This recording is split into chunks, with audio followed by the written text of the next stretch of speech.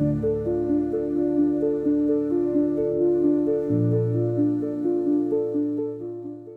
there.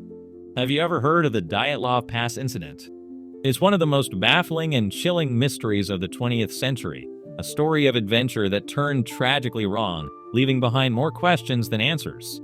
Even after more than 60 years, the events of that fateful night continue to mystify and captivate people around the world. Let's dive deep into this eerie tale that refuses to fade away. In 1959, a group of 9 experienced hikers, led by 23-year-old Igor Dyatlov, set out on what was supposed to be a challenging but exciting expedition through the Ural Mountains in Soviet Russia. The group was made up of 8 men and 2 women, all university students or graduates, young, skilled, and full of energy. Their goal was to reach Otorden, a mountain whose name in the local Mansi language ominously translates to "Don't go there." They were well prepared for the harsh winter conditions, but what started as a bold adventure turned into one of the greatest unsolved mysteries of modern times. The group began their trek on January 27, 1959. A few days into their journey, one of the hikers, Yuri, fell ill and had to turn back. This decision would save his life, as he was the only member of the group to survive. The remaining 9 hikers pressed on, documenting their trip with journals and photographs, seemingly in high spirits as they made their way through the snowy wilderness.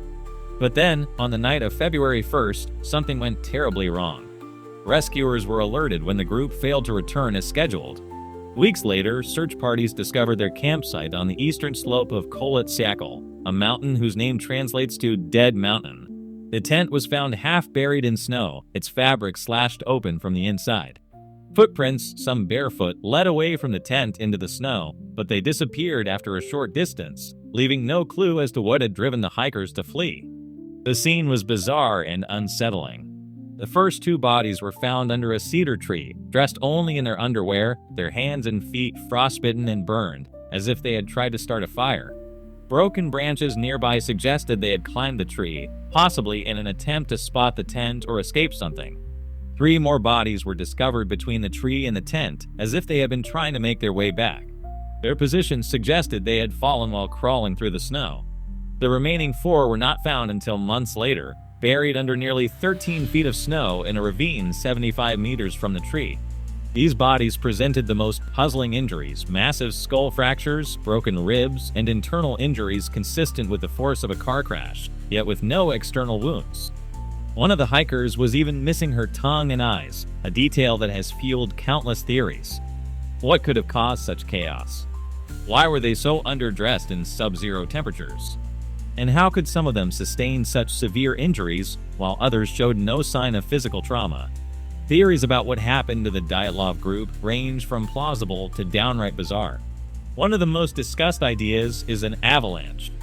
It's possible the group heard or saw signs of an impending avalanche, panicked, and fled their tent in a rush. But there's a problem with this theory. The tent was still standing when rescuers found it, and the slope wasn't steep enough to trigger a significant avalanche.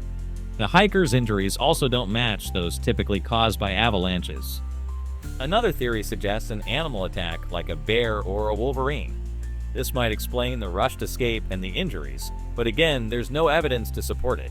No animal tracks were found, and the tent's interior showed no signs of a struggle. Then there's the military theory. Some believe the hikers accidentally wandered into a secret Soviet military testing zone, stumbling upon missile launches or chemical weapons experiments. This theory is bolstered by reports of strange orange lights in the sky around the time of the incident, possibly linked to missile tests. Radiation found on some of the hikers' clothing has added to the intrigue.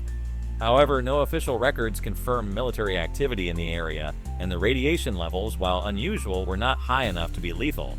One of the more unconventional ideas involves infrasound. This is a low-frequency sound wave that can cause feelings of unease, panic, and even hallucinations in humans.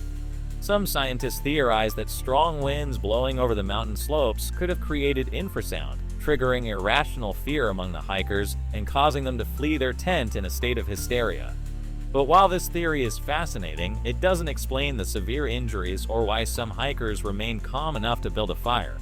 The Soviet investigation at the time didn't provide much clarity.